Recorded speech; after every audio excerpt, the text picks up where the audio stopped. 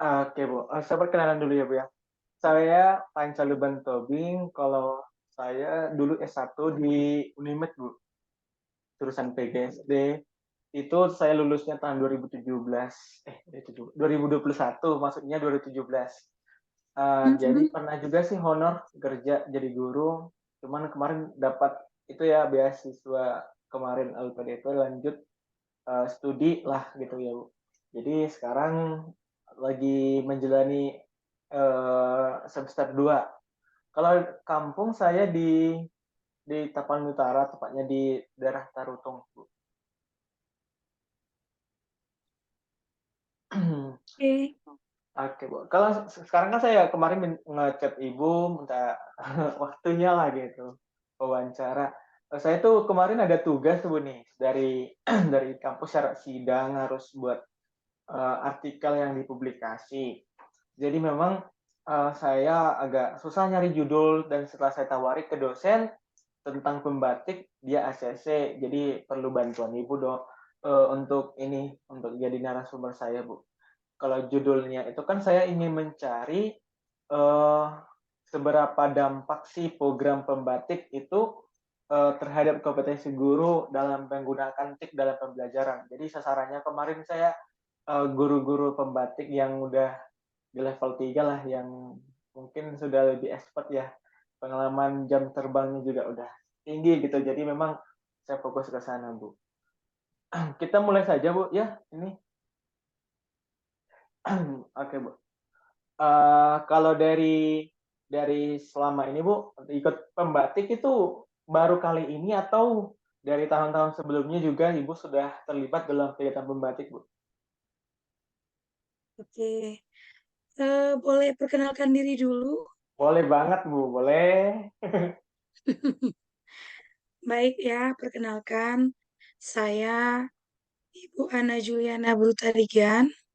Saat ini sedang mengajar di SMP Negeri 2 Sibolangit sejak 2019 sampai sekarang. Yang sebelumnya dari tahun 2012 sampai 2019 itu mengajar di Kalam Kudus Medan, kalau Bapak tahu.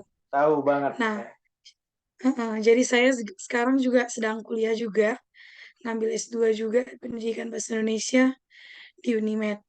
Nah, terkait dengan pembatik sendiri, saya baru tahun ini ikut pembatik ya, karena memang sebelumnya itu ada beberapa kegiatan yang difokuskan juga ya, ada prajabatan dan sebagainya gitu ya.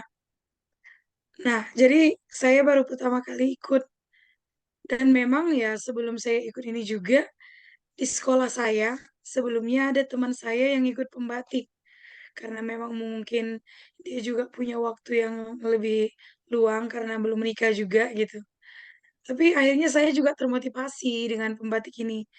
Karena apa? Karena saya juga melihat, bagaimana itu pembatik, ya, apa yang didapat dari pembatik, dan saya lihat juga bagaimana perkembangan kompetensi dia yang mengikuti itu. Jadi saya tertantang untuk mengikuti kegiatan pembatik. Nah, jadi kemarin itu mulai dari pembatik yang pertama ya, kami rame-rame itu di sekolah ya, eee, "Ayo kita sama-sama yuk, mau meng-upgrade diri ya, perbaiki kompetensi lagi khususnya bidang teknologi," gitu. Karena apapun ceritanya kan mau nggak mau kita sekarang ini kan sudah memasuki era education 4.0 dan society 5.0, yang intinya, pengintegrasian antara teknologi di dalam pembelajaran itu menjadi satu keharusan gitu. Jadi artinya mau tidak mau, kita sebagai guru ya harus tahu dong, karena kan kita mau mengimplementasikan itu ke peserta didik kita. Peserta didik kita pun sekarang sudah hidup dengan zaman itu, kan kita harus membenahi diri gitu. Jadi bagaimana supaya kita tetap bisa mengikuti perkembangan zaman, up to date, ya harus upgrade diri. Makanya saya ikut pembatik, seperti itu, Pak Panca. Oke, Bu. Berarti dari cerita Ibu tadi itu sebenarnya memang, dan juga sampai ke tahap level 4 itu kan, Bu, bukan perjuangan yang mudah gitu ya. Termasuk juga Mhm, di prosesnya di pembelajaran itu pasti Ibu udah jam terbangnya itu menggunakan TIK dalam pembelajaran itu udah tinggi dong ya, Bu, ya? Jadi ini saya mau dengar cerita Ibu nih ya, kalau kalau cerita konkretnya itu, di gimana sih, Bu, integrasi TIK-nya itu dalam pembelajaran? Misalnya, apakah juga itu, bisa dilibatkan dengan mata pelajaran ataupun dengan, mmm, aspek pelajaran apa saja yang dilibatkan dari pembatik ini, Bu? Dari TIK lah gitu. Oke, baik. Jadi inilah ya kan, jadi kan kalau, pembelajaran berbasis TIK yang saya dapat ya, mulai dari level 1 sampai level 4. Nah, level pertama itu ya kita sebut dengan level literasi. Nah, di situ memang kita mengupas tuntas bagaimana keterkaitan antara kurikulum sekarang, dengan TIK, seperti itu. Terkait dengan kurikulum merdeka, bagaimana pembelajaran yang berpihak pada murid, itu semua dikupas tuntas pada level 1. Nah, begitu juga di level 2. Nah, yang sudah didapatkan itu ya diimplementasikan. Misalnya, bagaimana saya memanfaatkan platform teknologi, PMM, bagaimana saya memanfaatkan, platform teknologi Canva dalam pembelajaran saya. Misalnya saya membuat video pembelajaran dengan menggunakan aplikasi Canva, membuat bahan-bahannya itu saya ambil dari, platform teknologi dari PMM, seperti itu. Jadi yang sudah kita pelajari di level 1 di literasinya, kita implementasikan itu di level 2. Nah, masuk ke level 3 itu semakin meningkat lagi. Di level 3 itu sudah kreasi. Jadi yang sudah kita implementasikan, kita kembali kreasikan lagi. Nah, seperti saya sendiri di level 3 kemarin itu, memperoleh pemahaman banyak sebetulnya ya, tentang pembelajaran, penggunaan media interaktif, terus ada menggunakan game edukasi dengan Lumi, dan saya sendiri menggunakan, inovasi dengan, game edukasi, ya berbasis game edukasi dengan pemanfaatan platform teknologi Lumi. Saya juga tertantang karena kemarin itu didemokan sama duta pembatik dan saya lihat, "Ih, menarik nih," gitu. Saya termotivasi. Nah, itu. Nah, di level 4 ini berbagi dan berkolaborasi. Yang sudah kita literasi, sudah kita implementasi, dan sudah kita kreasikan, nah kita bagikan. Tentunya dengan berbagi ini tidak bisa hanya sendiri, berkolaborasi dengan yang lain. Nah, pada saat itu berkolaborasi dengan, yang disebut dengan sahabat teknologi Sumut ya. Itu adalah 30 orang terbesar yang bisa lolos dari level 3 ke level 4 seperti itu. Nah, jadi kalau untuk pembelajaran berbasis TIK yang dari pembatik ini sendiri, nggak terpaku hanya misalnya pada pelajaran TIK, enggak. Justru itulah kita dibekali di sini, bagaimana pembelajaran TIK secara umum itu bisa kita berdayakan, bisa kita manfaatkan, dan bisa kita adaptasi, kembangkan ke mata pelajaran kita masing-masing. Seperti itu, Pak. Misalnya saya kan, bisa saya pakai misalnya ini, asesmen pembelajaran berbasis game edukasi dengan Lumi. Nah, di mata pelajaran lain juga bisa gitu, nggak tertutup kemungkinan hanya pada mata pelajaran tertentu dan hanya mata pelajaran TIK aja, tidak, gitu. Justru banyak sekali lah yang saya dapatkan, wawasan semakin luas tentang pemanfaatan TIK ini, apalagi, bertambah teman juga, karena kan kita nggak, hanya dari satu provinsi gitu, bahkan kita di kelas yang lain seperti kemarin kreasi ya, itu kan dia digabung dari beberapa provinsi yang lain. Nah, berbekal dari itu juga, ketika melakukan, berbagi dan berkolaborasi kemarin pada pembatik level 4 itu, nah jadi semakin ini, gampang, karena kita sudah punya kawan, teman, dari provinsi lain gitu. Jadi, wawasannya dapat, pengetahuannya dapat, pengalamannya dapat, temannya juga nambah gitu. Jadi banyak sekali ya dampak dari pembatik ini sendiri. Jadi kita tetap mengupgrade dan saya tanya juga teman saya yang ikut pembatik pada tahun sebelumnya, sama materinya enggak gitu. Jadi artinya apa? Pembatik ini mengupgrade. Dia memang menyesuaikan dengan perkembangan yang memang dibutuhkan pada saat ini gitu. Mungkin sebelumnya dulu mungkin nggak ada TikTok, tapi sekarang mungkin sudah berkembang, TikTok juga dikupas tuntas di situ, gitu. Iya, iya, betul. Berarti ilmunya sangat mengikuti kebutuhan zaman ya, gitu ya, Bu ya. Kalau Mhm. dari ini ya, Bu, tadi keterlibatan dalam pembelajaran, sekarang nih sama peserta didik nih, Bu ya. Kira-kira dari siswa apakah Ibu bisa melihat ya, kita memang kita nggak bisa melihat hasil ya, hasil dari belajar menggunakan teknologi, tapi kira-kira nih Ibu memandang setelah menggunakan teknologi itu siswa itu gimana ya Bu ya? Apakah mereka semakin semangat, semakin termotivasi, atau malah sebaliknya gitu ya? Atau malah jadi malah menurun atau gimana? Itu boleh nggak diceritain Ibu? Nah, siapa bilang nggak bisa mengetahui nilai atau hasil belajar siswa dari teknologi. Nah, justru ini saya pakai dengan aplikasi Lumi. Saya buat itu asesmen, kan saya inovasinya saya pusatkan satu, supaya satu pun utuh tapi klop gitu, daripada banyak samar-samar mending satu tapi fokus gitu. Nah, satu satu saya fokuskan itu inovasi asesmen pembelajaran berbasis game edukasi dengan Lumi. Nah, ini sendiri ya kontennya tentu seperti layaknya LKPD, nggak lepas dari konten.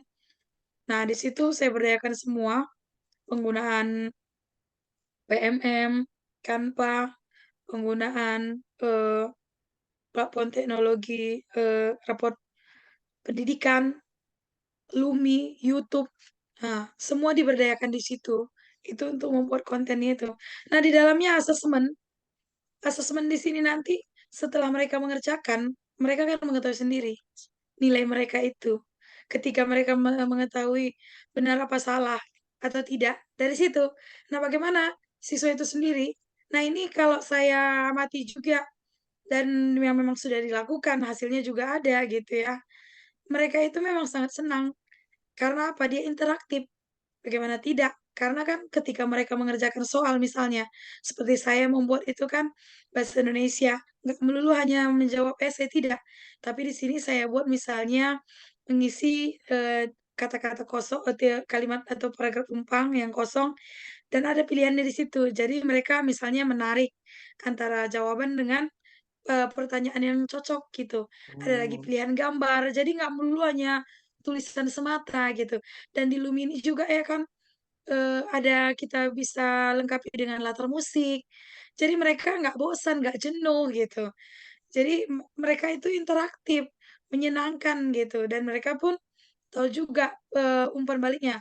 Misalnya mereka jawab salah, langsung ya kan diarahkan, jawaban yang benar itu seperti apa. Jadi itu, yang seharusnya kan guru di situ kan, tapi ketika mereka menggunakan sendiri, tapi mereka bisa tahu sendiri gitu, tapi tetap Hmm. dengan pantauan guru pastinya ya. Nah, jadi kalau berdampak, bagaimana ya, pasti menyenangkan dan nampaklah di situ kemerdekaan siswa, kenapa tidak? Karena kesannya seperti, bermain, tapi di dalamnya itu tetap unsur pendidikan. Seperti salah satu dari kodrat manusia, seperti yang disampaikan oleh Ki Hajar Dewantara bahwasannya salah satu kodrat itu adalah kodrat bermain, gitu. Nah, jadi itu yang dibutuhkan peserta didik kita, dan itu terlengkapi dari yang sudah saya lakukan. Seperti itu, Pak Panca. Oh iya, berarti dari prosesnya Ibu membuat pelajaran itu si siswa udah aktif, semakin semangat belajar, berkolaborasi, ternyata mereka juga semakin mandiri gitu ya dalam belajar secara menyenangkan gitu ya. Jadi yang kadang dilihat-lihat dari kurikulum Merdeka itu ternyata Ibu udah melaksanakannya di sana gitu. Kalau misalnya ini ya Bu, dari berarti siswanya di sana juga aktif ya, Bu, ya, berpartisipasi dalam menggunakan IT atau mereka itu hanya sebagai, penikmat dari pelajaran itu saja atau mereka, terlibat dalam misalnya nih, eee, yang dari Canva apakah ada seperti itu atau, sebagai misalnya sebagai, kalau misalnya murid nih sebagai penikmat saja hasil dari karya guru atau mereka juga terlibat nih dalam pembuatan, sebuah semacam, apa lah yang terkait dengan teknologi. Boleh cerita nggak Bu? Nah, itu dia, kan sekarang ini kan kurikulum merdeka, pembelajaran yang berpihak pada murid. Nah, eee, perlu memang itu yang ditekankan. Pemanfaatan Canva misalnya, saya membuat video pembelajaran, apakah saya di situ, jadi siswa yang berpusat atau misalnya saya? Kalau saya hanya memberikan mereka misalnya saya sudah membuat video pembelajaran dan meminta mereka hanya menonton, iya penikmat. Tapi tidak seperti itu yang saya buat. Nah, jadi saya memanfaatkan Canva di sini, saya demonstrasikan bagaimana misalnya membuat infografis dari Canva, bagaimana membuat video sederhana dari Canva. Jadi mereka mempunyai tugas. Nah, tugasnya ini kan saya gunakan juga di sini pembelajaran yang berdiferensiasi. Nah, ada diferensiasi produk namanya. Nah, kalau anaknya yang kinestetik misalnya dia bisa buat video gerak. Kalau anaknya yang misalnya dia, audio, nggak apa-apa kalau dia hanya merekam. Kalau misalnya anaknya yang suka, visual, dia buat gambar infografis, nggak apa-apa. Nah, di Hmm, situ diberdayakan. Jadi mereka yang berpusat di iya. situ. Saya mengarahkan, saya sebagai, fasilitatornya, ya. Saya bimbing juga bagaimana memanfaatkan platform itu elemennya kalau membuat video kira-kira yang mana dibuat, apa aja yang bisa digunakan, itu saya demokan sebelumnya. Nah, setelah itu, nah buat sendiri. Coba kamu buat produk misalnya ringkasan dari kegiatan profil pelajar Pancasila yang sudah kita lakukan, terserah kamu. Sesuai dengan minat kamu, kamu mau buat misalnya video silakan, kalau kamu mau buat poster silakan, kalau kamu mau misalnya malu dilihat, muka kamu, hanya pengen dengar suaramu nggak apa-apa, kalau kamu suka gambar, it's okay. Jadi itu dia, seperti Lumi ini juga, nggak guru yang di sini yang harus di ini, tapi mereka sendiri, saya berikan linknya, mereka buka sendiri, dan mereka yang aktif, gitu. Jadi bukan nggak saya membuat video, saya istilahnya membuat materi, mereka menikmati aja, enggak. Bukan seperti itu konsep Merdeka Belajar. Iya. Dan syukurnya berbekal dari saya juga guru penggerak dan pengajar praktik, sudah dibekali dengan itu, bisa paham dan sudah saya implementasikan. Mantap banget memang Ibu Ana ya. Tadi Ibu bilang udah terlibat, udah banyak lah program yang Ibu ikuti, program guru penggerak, pelajar praktik, dan sekarang jadi apa ya dibilang duta teknologi lah dibilang ya. Eee, Nanti mungkin OTW duta teknologi gitu ya. Cuman yang saya ingin tanya ini Bu, Ibu pasti Amin. pasti terlibat banget ya dalam kegiatan pengimbasan, kegiatan berbagi ilmu pengetahuan kepada guru, kepada mungkin komunitas belajar itu sudah pasti banyak ya Bu ya. Kira-kira boleh nggak diceritakan ya Bu, misalnya keterlibatan sebagai narasumber, sebagai pembicara gitu di komunitas apa dan kira-kira di sana itu jelasin apa gitu ibunya gitu. Nah, seperti kami lah ya waktu pembatik level 4 kemarin gitu ya. Jadi seperti yang saya sudah sampaikan itu kan semua, sistematis. Mulai dari literasi, mulai dari implementasi, kreasi, dan berbagi. Jadi artinya ini sudah kita pahami dulu, sudah kita implementasikan, sudah kita kreasikan, baru saatnya kita bagikan. Nah, jadi kemarin itu di kegiatan webinar yang kami lakukan berbagi praktik baik. Nah, seperti yang saya sampaikan melibatkan komunitas.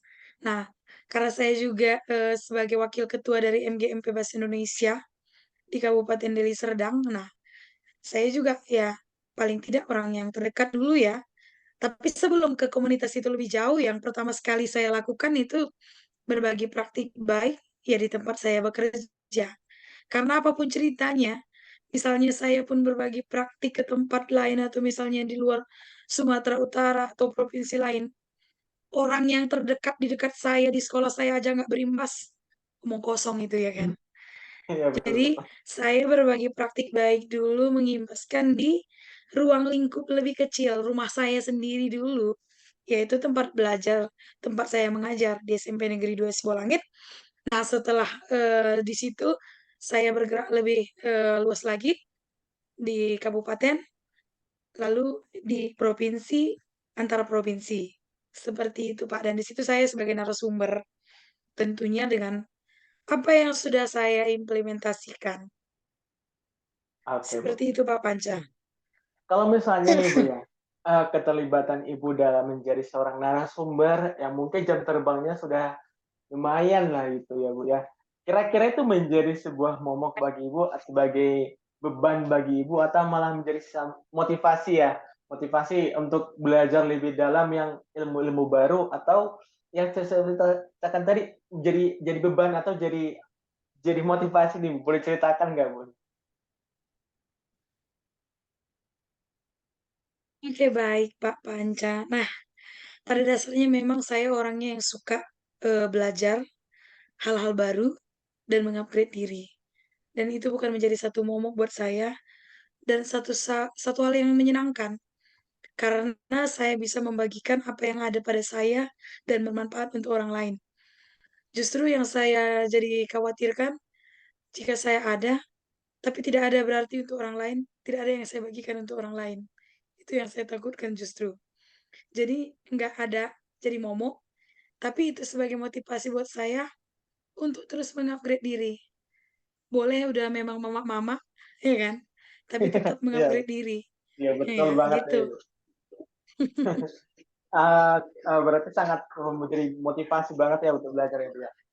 Kalau misalnya nih ya Bu, dari yang dari yang kira-kira nih dari saya memang Ibu udah jam terbangnya banyak ya dalam teknologi, tapi kira-kira nih evaluasi keefektifan dari program pembatik ini gimana sih pandangannya Bu terkait dengan pembelajaran? Boleh nggak ceritakan atau sudah efektif atau gimana atau masih adakah yang kurang misalnya terkait dengan programnya ataupun terkait dengan ibunya sendiri gitu. Nah, kalau saya sendiri ya menganggap kegiatan pembatik ini sudah efektif ya. Karena ya sangat sesuai dengan apa yang kita butuhkan apalagi sebagai guru, sangat dibekali dengan kegiatan ini. Dan yang saya rasakan sendiri pelaksanaannya itu tidak mengganggu lah untuk kegiatan pembelajaran. Jadi bisa sembari ya, sembari terus kita juga melakukan kegiatan kita sebagai guru, kita juga bisa mengikuti kegiatan ini. Dan apa yang kita lakukan dan dapatkan di sini memang yang dibutuhkan untuk menunjang kegiatan kita sebagai guru. Jadi menurut saya efektif Pak Panca.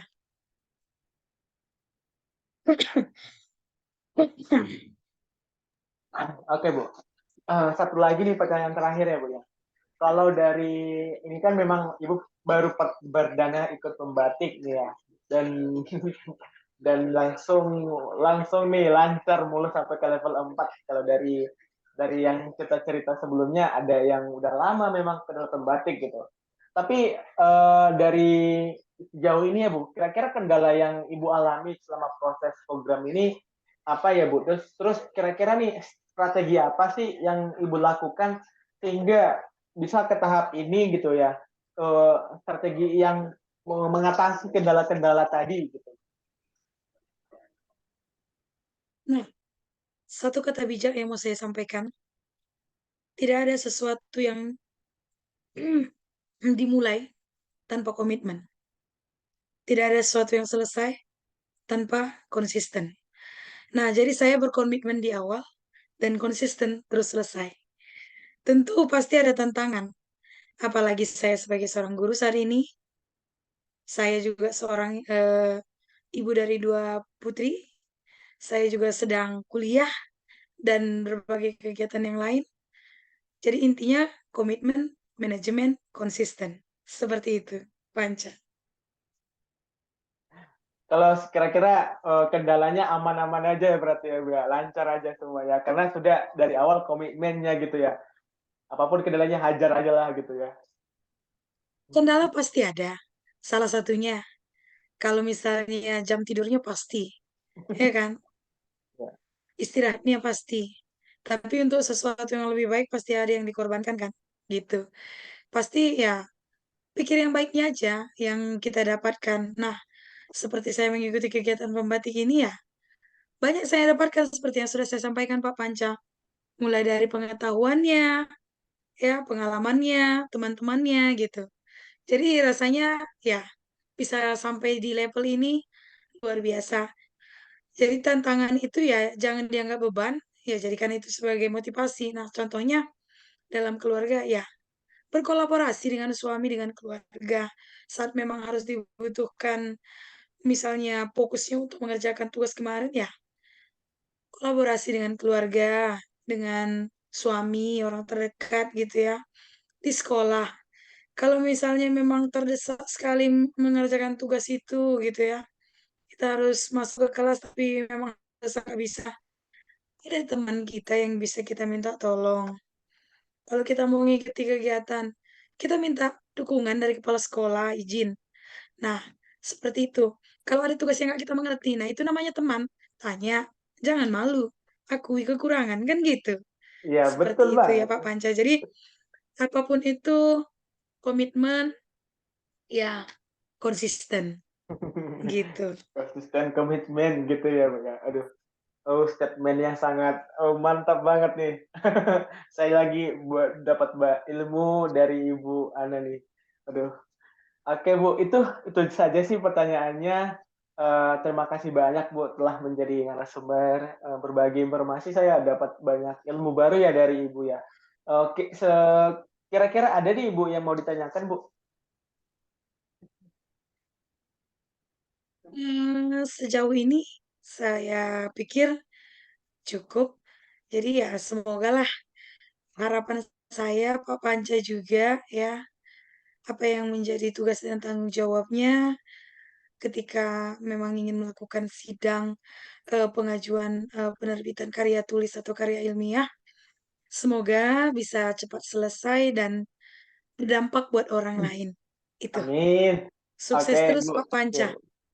Eh, Ibu juga mau ini ya, maksudnya mau nyusul duta teknologi, kira-kira juga Amin. lancar, juga studi S2-nya juga lancar Ibu. Apapun juga yang mau dikerjakan itu memang, aduh, semoga lancar saja semuanya Ibu. Terima kasih banyak Ibu sudah meluangkan waktunya, sudah repot-repot saya repoti malam-malam nih. Seharusnya jadi istirahat malah saya ganggu. Terima kasih banyak ya Ibu ya. Semoga sehat, semoga kita bisa ketemu suatu saat gitu ya. Sekarang didoakan mungkin mungkin entah kemana ketemu gitu ya. Oke Bu, terima kasih banyak ya Oke. Bu. Sehat selalu.